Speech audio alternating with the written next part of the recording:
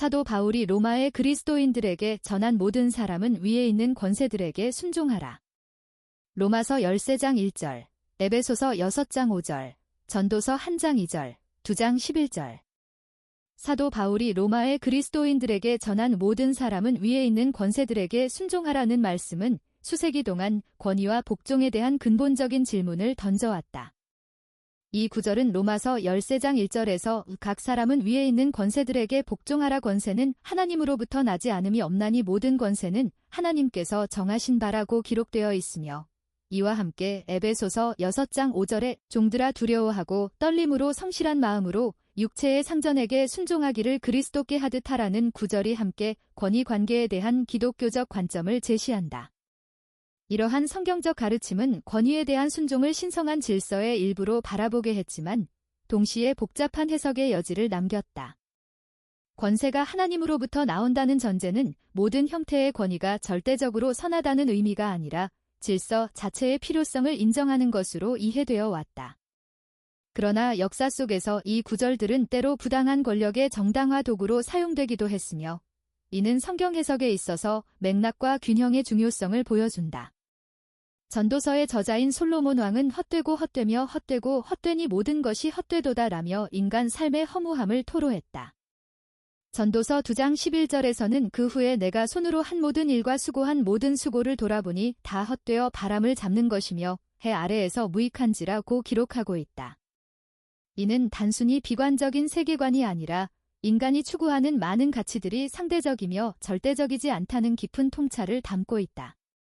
현대 사회에서 나타나는 경쟁의 과열 현상은 전도서가 지적한 헛됨의 현대적 표현으로 볼 수 있다.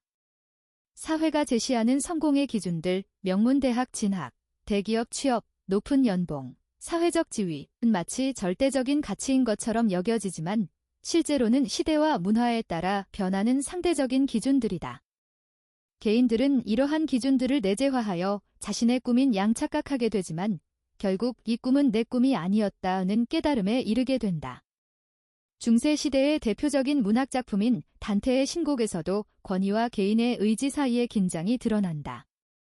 단테는 베르길리우스라는 권위 있는 안내자를 따라 지옥과 연옥을 여행하지만 궁극적으로는 자신의 이성과 신앙으로 천국에 도달해야 한다. 이는 권위에 대한 존중과 개인의 주체적 판단 사이의 균형을 보여주는 상징적인 여정이다. 공자의 논어에서는 군군 신신부부자자라 하여 각자의 본분을 다할 것을 강조했다. 이는 사회적 질서의 유지를 위한 역할 분담을 의미하지만 동시에 맹자는 민익위 사직차지 군의경이라 하여 백성이 가장 소중하고 임금은 가장 가벼운 존재라고 했다. 이러한 동양 사상의 전통에서도 권위에 대한 복종과 비판적 성찰 사이에 미묘한 균형을 찾으려는 노력을 볼 수 있다.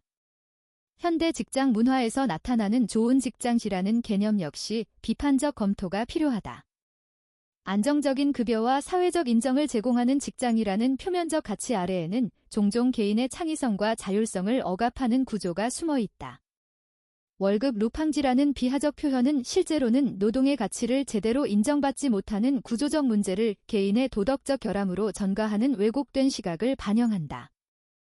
에베소서의 종과 주인 관계에 대한 가르침을 현대적으로 해석할 때 단순히 상하관계의 고착화를 의미하는 것이 아니라 상호 존중과 책임을 강조하는 것으로 이해해야 한다.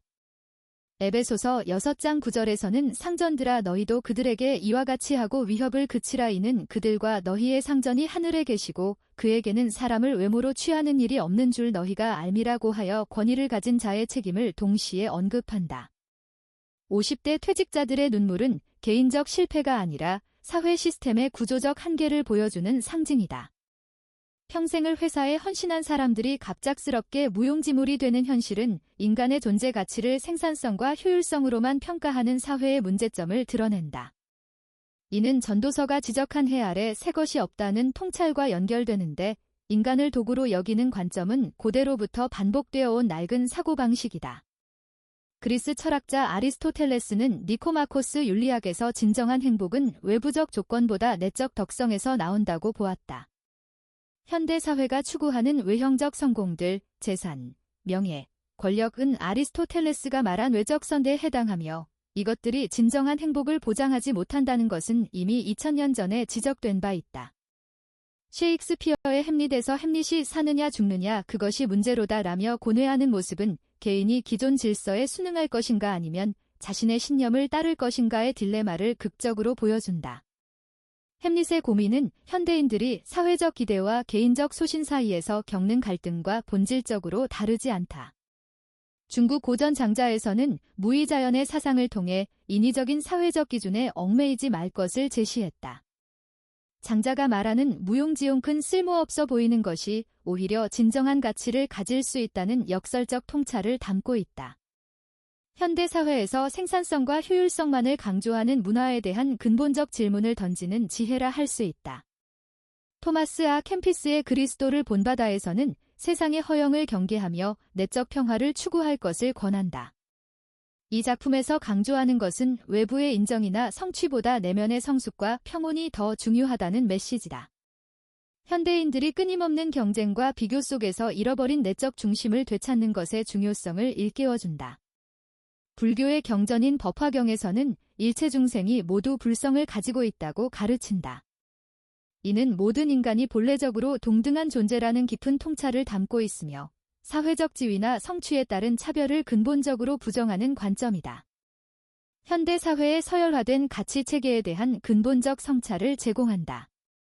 도스토예프스키의 죄와 벌에서 라스콜리코프가 겪는 내적 갈등은 개인의 의지와 사회적 도덕 사이의 충돌을 깊이 있게 다룬다. 주인공이 자신만의 논리로 살인을 정당화하려 하지만 결국 양심의 고통에 시달리는 모습은 인간 내면의 도덕적 나침반을 무시할 수 없다는 것을 보여준다. 현대사회에서 개인들이 겪는 정체성의 혼란은 여러 권위 체계가 상충하면서 발생하는 현상이다.